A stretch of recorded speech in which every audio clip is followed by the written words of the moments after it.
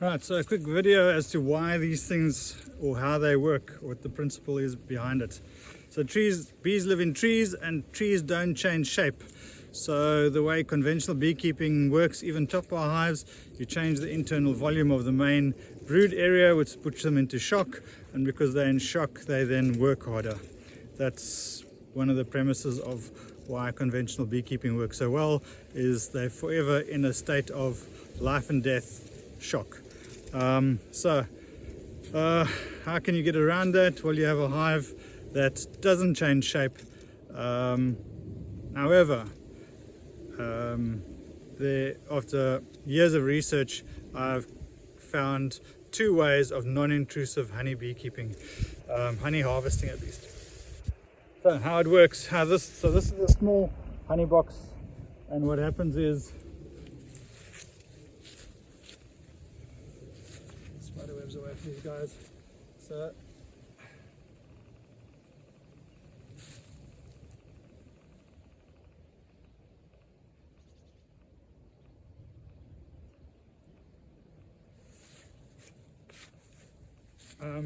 So what happens is the bees will move in on their own because there's wood chip in the bottom, so it smells like a tree stump, it looks like a tree stump. Then I spray on a lure, honeybees move in, and then you've got honeybees.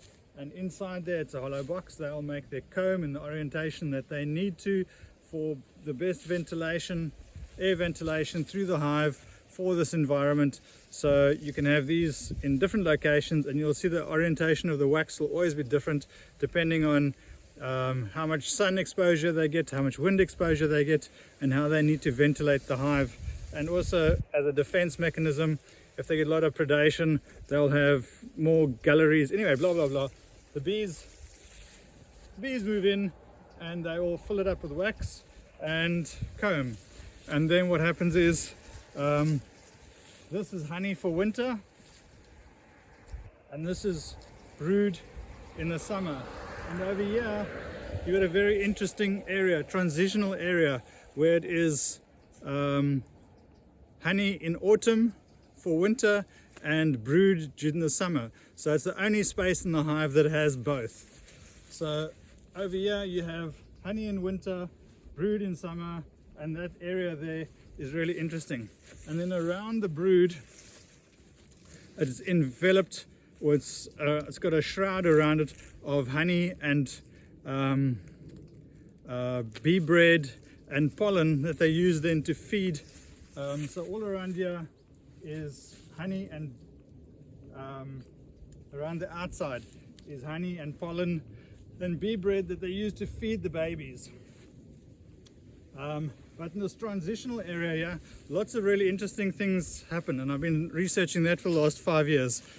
And what I've discovered is, if you put a small space on there, being this, if you put a small space on there, what will happen is they don't go into shock. They don't recognize it straight away, and eventually they recognize the space is there, and what they do is, because it's in that transitional area, they won't fill it up with pollen, and they won't fill it up with bee bread. They'll only fill it up with honey, no brood, just honey, with no queen excluder. How cool is that? So that's how my beekeeping system works. You basically have the box on all year, and then once a year you come and you swap the box out for a, 1 second.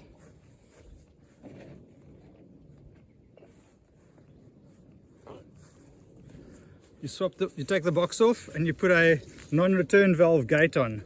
Then all the bees move back into the hive, and then after a week you come back, you take the honey off, and you put another box on and you take the gate off.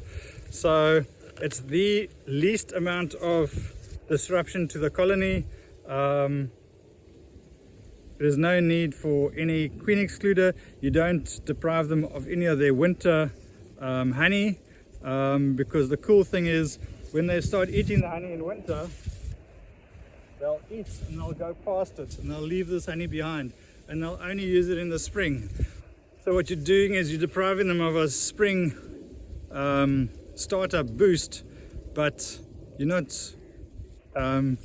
stopping their ability to have a strong ability to overwinter. So it's just cool in lots of different ways. So, ECO BEEHIVE, invented by me, Kevin Hancock. Read my book, do the course, build one yourself. Let me know how you get on. Thanks guys.